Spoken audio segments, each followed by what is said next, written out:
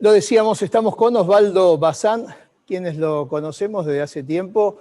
No nos sorprendemos de la agudeza con la cual en estos últimos meses se ha convertido, o en los últimos, yo diría 2 años, en un agudo observador de la realidad del país y de la región, no solo por su perfil periodístico que ha demostrado en algún tiempo. Osvaldito, ¿cómo estás? Gusto en saludarte, ¿cómo va? ¿Qué tal? ¿Cómo andás? ¿Todo bien? Muy bien.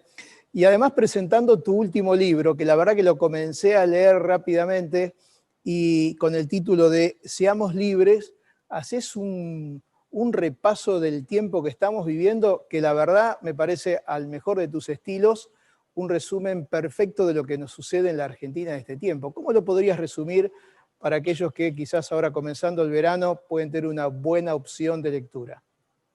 Bueno, Néstor, primero muchas gracias por tus palabras.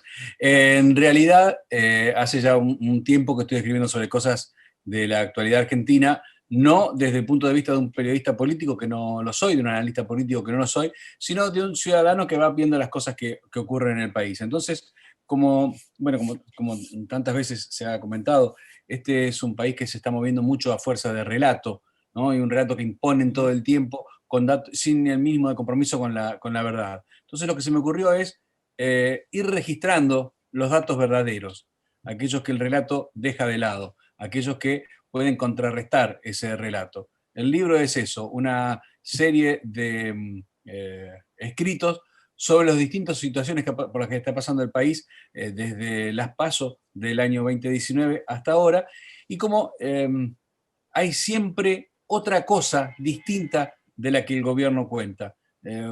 Los datos son muy claros al respecto y quise que no se perdiera eso, porque es tanta la información y es tanta la mentira que todo el tiempo estamos recibiendo que a veces terminamos sin saber qué es verdad o qué es mentira. Ahí quiero que quede registrada las cosas que son verdaderas y que han pasado. Más allá de también, por supuesto, mi mirada y mi opinión sobre todo eso. Pero fundamentalmente, bueno, estos son los datos. Hablemos de esto. Dejemos de hablar de cosas que son relatos.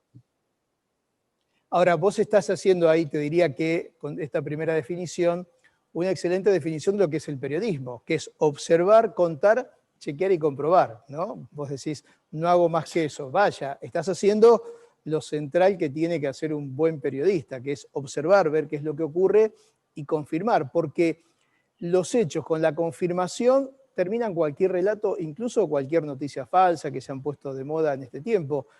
La confirmación del hecho está por encima de cualquier relato y es lo que nos falta en este tiempo, porque tenemos relatos de todo tipo, pero no hay nada, la verdad está ligada a la confirmación del hecho, ¿no? Y pocos lo han Sí. hecho. Vos hablás de choreo, hablás de incluso de la complicidad de muchos colegas, periodistas, de intelectuales, etcétera, etcétera, ¿no? Bueno, es que el relato no se hace desde un solo lado, digamos. Si el gobierno solamente quisiera imponer el relato y muchos le opusieran los datos enfrente, digo, los intelectuales que deberían hacerlo, le opusieran los datos, otra sería la realidad contada, ¿no? Pero bueno, no me hago cargo de lo que pueden o no hacer los colegas. Yo digo, este es el periodismo que yo aprendí, este es el periodismo, Néstor, que aprendimos cuando éramos jóvenes, trabajábamos juntos.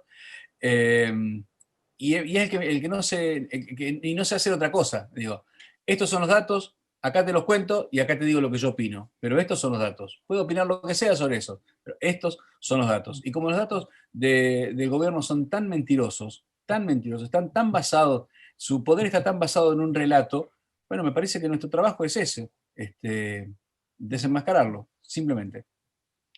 Es buscar la verdad, ¿no? La verdad es la confirmación de los hechos.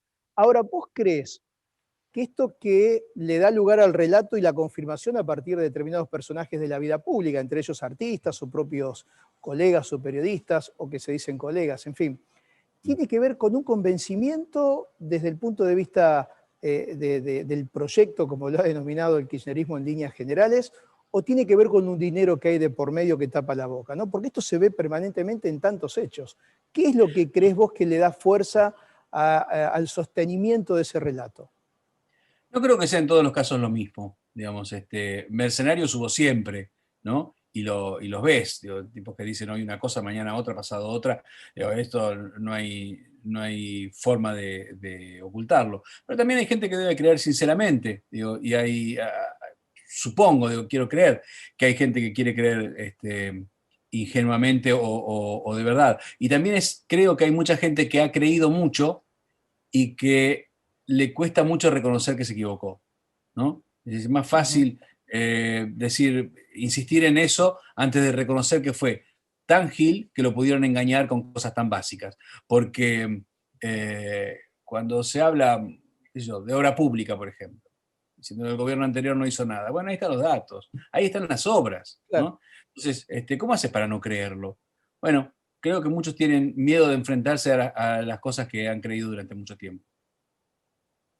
Esto que se denomina el relato y que tiene que ver con la noticia deseada, ¿no? Aquel que consume solo lo que finalmente le va a dar la razón a su pensamiento o a su preconcepto. No es un fenómeno nuevo, pero que sí se masificó. Miguel Wiñaski trabajó mucho esta idea de la noticia deseada desde hace ya varios años. Siempre le robo a él el título de ese libro y de aquella idea, pero que se hace cada vez más difícil de sostener por las discusiones, como se ha conocido en este tiempo, de la famosa grieta, en donde, bueno, amigos y familias se han separado desde hace mucho tiempo. ¿Y por qué también entendés o creés vos que hay un montón de gente que insiste con esta idea de no querer ver qué es lo que otros muestran sobre un mismo hecho? El caso de las jubilaciones de estas horas, por ejemplo, lo que sucede con las obras públicas, los hospitales, el dinero para dónde fue, para bien o para mal mostrar los hechos, y hay gente que se niega a eso, incluso a los propios periodistas o colegas que no quieren ver esa realidad. ¿Desde dónde vos creés que viene ese pensamiento o esa manera de accionar? Es que hay que tener cierta valentía para cuestionar lo que uno cree, lo que uno ha creído, lo que uno ha sostenido. Digamos, entras en crisis cuando estuviste años diciendo una cosa y te demuestran que no. Entonces, lo primero que haces es aferrarte a tus prejuicios. Fíjate que una de las cosas que hacen la gente del relato es, no suelen discutir hechos, no suelen discutir con personas, discuten con la idea que ellos tienen de esas personas, ¿no? Entonces, primero necesitan, esto es algo que desarrollo también en el libro, primero necesitan que su adversario sea todo lo nefasto que ellos imaginan que es, ¿no? Te ponen las peores calificaciones. A mí me dijeron terraplanista. Digamos. Ellos quieren pelearse contra eso y entonces les es más fácil, ¿no? Inventan eso.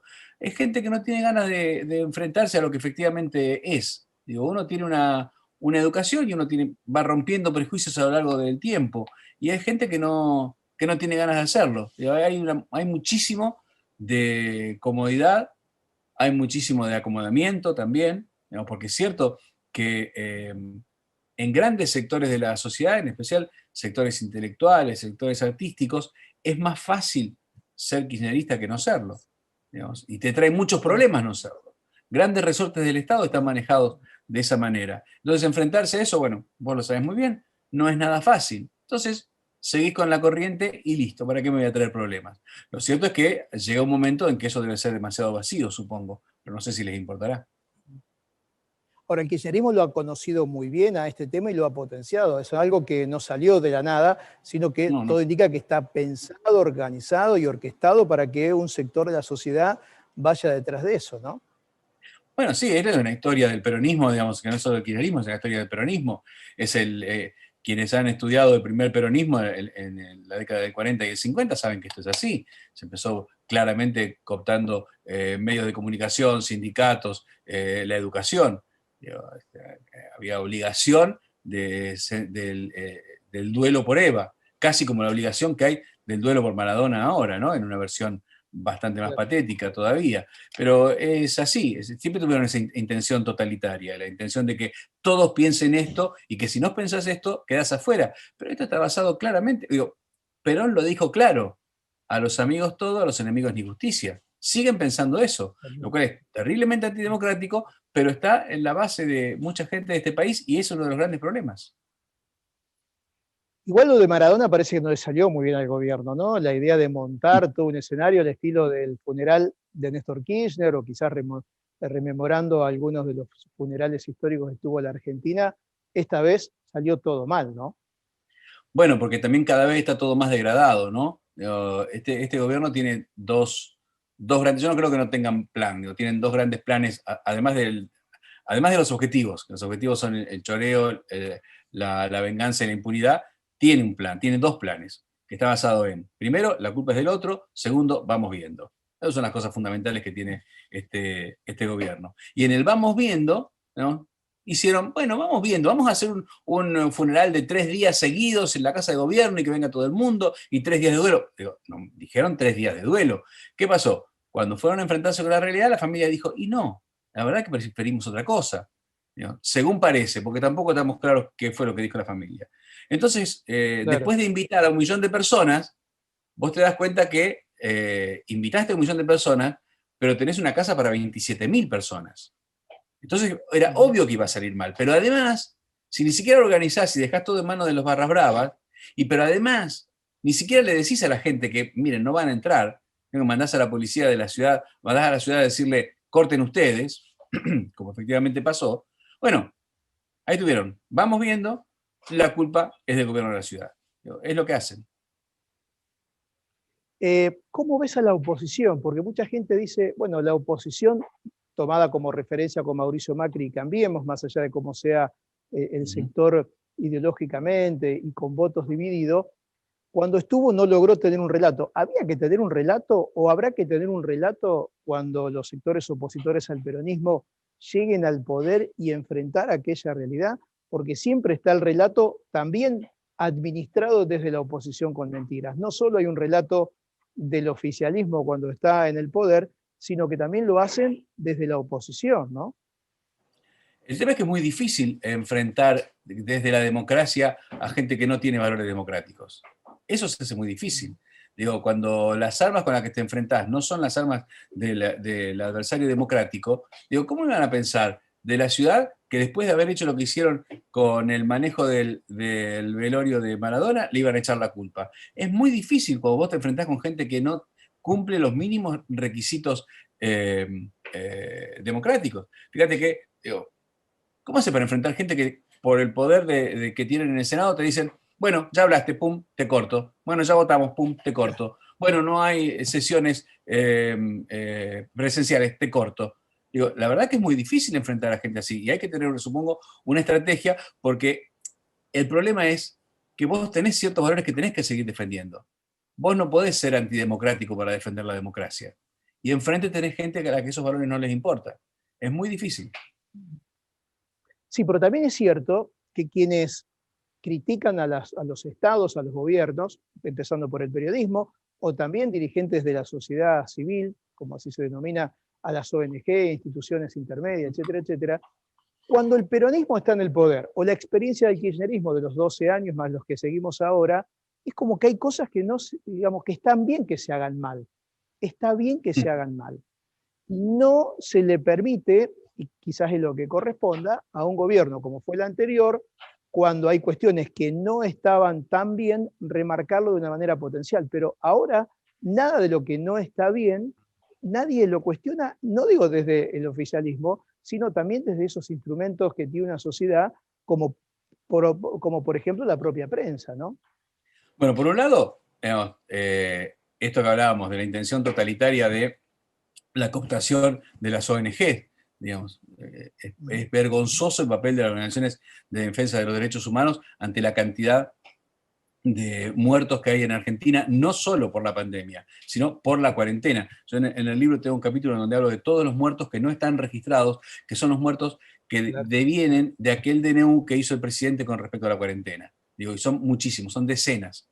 Las organizaciones de derechos humanos casi no han hablado del asunto. Eso por un lado. Hay un intento obvio de cooptación de la prensa, de los sindicatos, de las organizaciones no gubernamentales, pero también hay una frase que una vez dijo Cristina y es miedo a Dios y un poquito a mí. Hay gente que le tiene Claro. miedo. Hay gente que le tiene miedo, ¿por qué? Porque el presidente, ni siquiera Cristina, el presidente te puede decir que, digo, te puede insultar por televisión y no le cuesta nada. El presidente le puede mandar a un periodista al psicólogo y no le cuesta nada. Digo, ¿por qué? Porque le tienen miedo. Porque le tienen miedo. Digo, ¿por qué le tienen miedo? ¿Será Bueno, una, porque manejan justamente de manera antidemocrática algunas cuestiones como la AFIP, por ejemplo. será una sociedad que vive o se rige o se gobierna solo con el miedo, entonces? ¿Tendremos una No sociedad solo, así? sí, no solo, pero esto ocurre, y ocurre claramente. Ujú. Digo, porque, digamos, hay memoria de las cosas que esta gente en el gobierno ha hecho, digo, claramente, ¿no? Digo, ¿cuántos periodistas se quedaron sin trabajo, por Sí, ejemplo? claro. Bueno, obvio. Digo, Obvio. Y ¿cómo lo que fue viene para los... el plan de ataque a Patricia Burrich por el caso de Maldonado? Digo, hay que enfrentar eso. ¿Cuál es la defensa que tiene, por ejemplo, el señor Frutos en Mascardi, que le quemaron su casa y el día de la muerte de Maradona lo reventaron a palos los pretendidos mapuches, si el Estado no está a tu lado? ¿No? ¿Cómo haces? ¿Quién te defiende? ¿Cómo haces para enfrentarte a ese Estado? Es un peligro. Osvaldo, tus columnas de los domingos en un portal de Mendoza, ¿es un portal o un diario de papel también? Es un diario No, no, un diario que se imprime, el diario El Sol de Mendoza. El Sol de Mendoza, que se ha convertido también en un clásico de lectura y que obviamente la recomiendo, la sugiero buscarla todos los domingos con tu opinión. Te ha convertido en lo que decía en el comienzo, ¿no? Más allá de que vos digas que no sos un periodista al estilo de los columnistas políticos, en la aguda realidad de lo que nos pasa a los argentinos en este tiempo. En esa línea, ¿cómo ves el futuro de la administración de Alberto Fernández y de Cristina Kirchner en esa relación, en ese matrimonio que algunos dicen que están peleados y otros dicen que no, que forma parte de la puesta en escena y del mantenimiento en el poder? ¿Cómo imaginás el futuro cercano de ese gobierno? Ni la más pálida idea. Porque, te repito, yo no soy un analista político, yo no estudio lo que ellos hacen. Digo, yo no tengo contactos con el poder, no tengo fuentes que me digan, no, esta vez Alberto se reunió, sí, no se reunió, de lo que le dijo. Yo no tengo ese contacto, que obviamente es necesario en el periodismo y hace falta, y hay colegas que lo hacen y lo hacen muy bien. Yo no tengo ese contacto y no tengo la mirada puesta en lo que ellos hacen, sino en lo que ellos hacen con nosotros. Digamos, estoy más pensando en lo que le pasa a la gente, en lo que, digo, mis fuentes son la señora en la cola del coto, ¿no? Que me va contando cómo siente lo que va pasando. Y en ese sentido, no tengo responsabilidad con las fuentes, porque no las tengo, digo, no lo conozco a Cafiero, nunca lo vi en persona. Entonces, lo que ellos hagan así en su cosita mezquina de que se pelean, que no se pelean, qué sé yo. Yo lo que sé, digo, eh, lo que sé es lo que nos pasa con lo que hacen. Y lo que nos pasa es horrible. Entonces, todo el análisis político, que lo hagan los analistas políticos. A mí lo que me parece es que hay un análisis ético, si querés, que no están cumpliendo, que no pasaría. Lo último que te pregunto, lo último te pregunto, Osvaldo, te tomo sobre esta idea que tiene que ver con el periodismo básico, ¿no? Que es justamente que muchos colegas, por hablar con dos o tres fuentes que son personajes del poder, se creen informados y se convierten en altoparlante de esas ideas, sin chequear o creyendo que esa es la realidad. ¿Cómo ves eso? Te lo pregunto porque lo mencionás y para mí es un gran error, ¿no? No estoy diciendo que no haya que hablar con gente que tiene que ver con el poder político, económico, de cualquier ámbito para poder informarse, pero para muchos se ha convertido en lo único que existe, ir a tribunales y hablar con un juez y lo que el juez te dice supuestamente es palabra santa o con un ministro. Eso es un mal periodismo también y quizás es parte de esto que mencionabas en el comienzo sobre cierta complicidad, ¿no?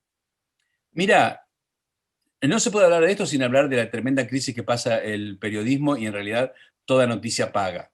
El tema es, los medios de comunicación tienen hoy muchos problemas para conseguir fondos, para conseguir publicidad. Yo trabajaba en la revista Noticias cuando vendía 50.000 revistas por semana y eso ya era un número bajo con respecto a lo que había pasado, digo, esto era en el 2000 y era un número muy bajo con respecto a lo que había pasado en los 90. Se configuró todo de otra manera, se reconfiguró a partir de Internet y los medios, en especial los medios gráficos, no saben cómo hacer. Digo, nadie puede bancar hoy una investigación de poner a 4 periodistas durante 2 semanas, 5 semanas a hacer una investigación. La última que se pudo hacer, creo, fue la de Diego Cabo con los cuadernos. En ese punto, digo, todo se abarató, todo se hizo muy barato. Entonces tenés el tipo que te dice, no, mirá, lo que va a pasar es esto, esto, esto, y ya está, tengo esto, ya me lo dijeron, ya lo sé. Digo, sí, y no pasa solo en el periodismo Es muy pobre, deportivo. es muy pobre para nosotros, ¿no? Como periodistas, esa realidad, ¿no? Porque entiendo perfectamente lo que se denomina la crisis de la industria por la manera de financiar Mm, los contenidos. Eso es un problemón porque es la gente que finalmente nos tiene que pagar el sueldo, que es la manera ideal desde el punto de vista de un mm, desarrollo y no tener que financiar o autofinanciarse. Pero también nos deja mal parado a nosotros que si no tenemos claro. un dinero no salimos a investigar o nos quedamos con algo a media máquina, ¿no? Me parece que ahí también Sí, hay sí, un límite, no sé si para todos, pero que es un límite crítico. sí, es cierto que nuestra profesión está absolutamente bastardeada al respecto, digo, cobramos muy poco y el trabajo que podemos hacer es este, pero también es cierto que terminás convirtiéndote en el pie del micrófono del funcionario que sea. Y esto no pasa solo en el periodismo político, pasa en el periodismo de espectáculo, pasa en el periodismo de deporte, en el periodismo de deporte mucho más todavía, ¿no? Porque los protagonistas deportivos no te necesitan a vos, digo, porque tienen su público igual, no necesitan al periodismo, como si, por ejemplo, la gente que viene del ámbito artístico o de los políticos, pero esto te convierte simplemente en el pie del micrófono. El tipo dice lo que tiene ganas y vos al aire tenés el celular y dices, uy, guau, me manda a decir ahora, ya digo, ahora, y eso es todo. Digo, y no hay mínimo de pensamiento crítico, no hay ninguna idea al respecto, no hay nada para contraponer a lo que está diciendo. Y las noticias son declaraciones. Fíjate que últimamente, hace ya un tiempo, lo que son de noticias son declaraciones. Dijo tal, tal cosa. Dijo tal, tal cosa. Eso, la verdad, no es necesariamente una noticia. La verdad que eso no es una noticia. Dijo el presidente tal cosa. ¿Qué sé yo si eso es así, si no es así? ¿En qué contexto se dice eso? ¿Por qué se dice? ¿Por qué no se dijo? Digo, dice el presidente que, Claudia, la ex esposa de Maradona, dijo que el velorio se terminaba a las 4 de la tarde. ¿Sí? ¿Y Claudia Maradona qué dijo? Digo, ¿y fue así? Exacto, Digo, exacto. Bueno, estamos dando, en eso fallamos nosotros, ¿no?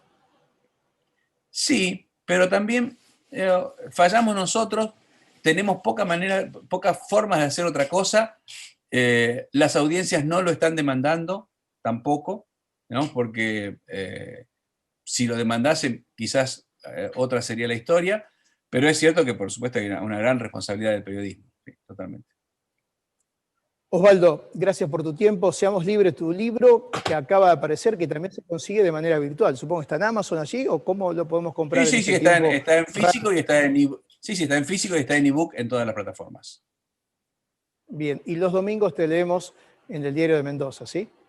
Muchísimas gracias. En El Sol. Abrazo grande, Néstor. Osvaldito, muchas gracias. Que sigas muy bien, ¿eh? Osvaldo Gracias. Bazán, un periodista, como bien lo reflejábamos, sobre su último libro y también sobre la visión de este tiempo por encima de la coyuntura. Realmente interesante escuchar otras voces analizando lo que nos pasa.